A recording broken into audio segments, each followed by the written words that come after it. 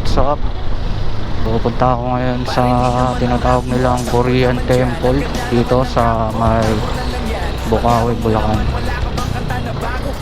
I-check lang natin. First time ko lang makapunta dito.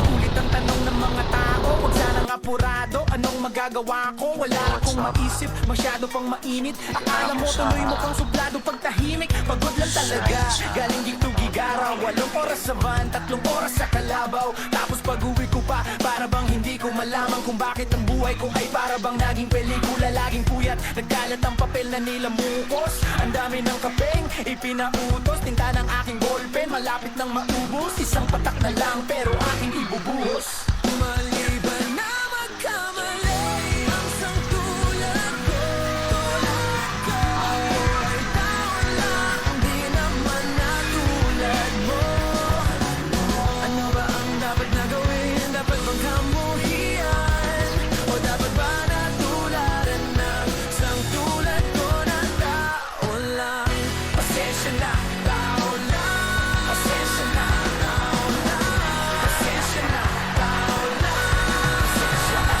sa pulsa pagkabata, sablay ng tumanda. Lumakad, humakbang hanggang sa madapa. Huwag kang mawawalan ng pag-asa, huwag kang madadala. Kung wala ka pang mali, wala ka pang nagagawa.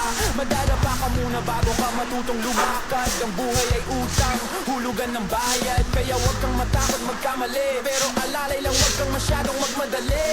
Yan ang sabi sa akin ng aking itay, na pinapaalala palagi sa akin ni inay, na kadalasan ay hindi nasusunod. Ayoko nang sumali, gusto ko manood. Minsan wala nang gana, ayoko nang mag-rap. Kasi akala ko dati, alam ko na lahat. Yun pala, kulang pa ang kaalaman kong labis. Ngayon alam ko na kung ba't may pambura ang lapis.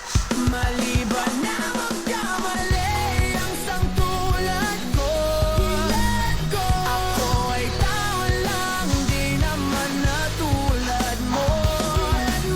Ano ba ang dapat na gawin? Dapat bang kamuhian? O dapat at ba natularan ng sangtulad ko na tao lang? Pasensya na, tao lang. Pasensya na, tao lang. Pasensya na, tao lang. Pasensya na.